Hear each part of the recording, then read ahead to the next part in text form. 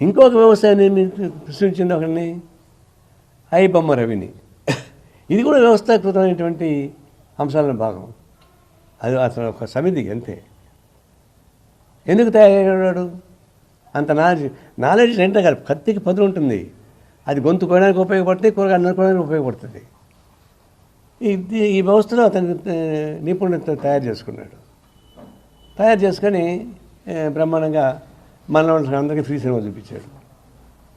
నేను కూడా చూసినవాడినే, ఎందుకంటే ఫ్రీగా వస్తుంది సినిమా. సహా థియేటర్కి కూడా పోతాడు, లేనిపోతే 600-700 రూపాయలు ఖర్చు అవుతుందని. ఈ వ్యవస్థ ఎవరు తయారు చేయించింది ఇవన్నీ? వాడికి సృష్టించుకున్నాడా? బొమ్మ రవిగా సృష్టించుకోలే. ఈ వ్యవస్థే క్రియేట్ చేసింది అంశాలని. దాని నుంచి వాడు ఇప్పుడు వాడిపోతే ఇంకో కూడా వస్తాడు.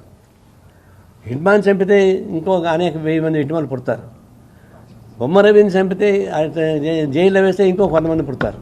పోలీస్ ఆఫీసర్ ఒప్పుకున్నాడు, ఈ బొమ్మ రవిని మేము పట్టుకున్నా ఈ పైరసీ ఆగదు, సిస్టమ్ అది ఎస్టాబ్లిష్ అయిపోయింది అంటున్నాడు.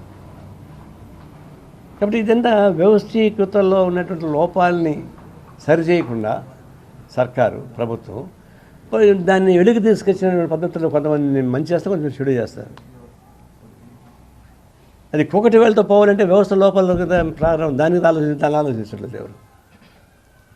చాలామంది అంటుంటారు, వాడు అంటాడు సినిమా వాడు కార్పొరేట్ వాడు వాడిని వృద్ధి చేయండి అంటున్నారు. ఒక్క బొమ్మ రవిని వృద్ధి ఇస్తే జరిగేదేం లేదు. కానీ ఈ సినిమా మాఫియా వాళ్ళని వృద్ధి ఇస్తే సమాజం ఉపయోగపడుతుంది. లేదండి, ఒక్కొక్కడు 200 కోట్లు 300 కోట్లు కాంపల్సరీ తీసుకుంటాడు, 1000 కోట్ల రూపాయలు ఖర్చు పెడతారు. మళ్ళీ గవర్నమెంట్ తిరిగిపోయి అయ్యా మాకు ఎంత ఖర్చు అయిపోయింది, మాకు రేట్లు పెంచని అడుక్కుంటారు పోయి.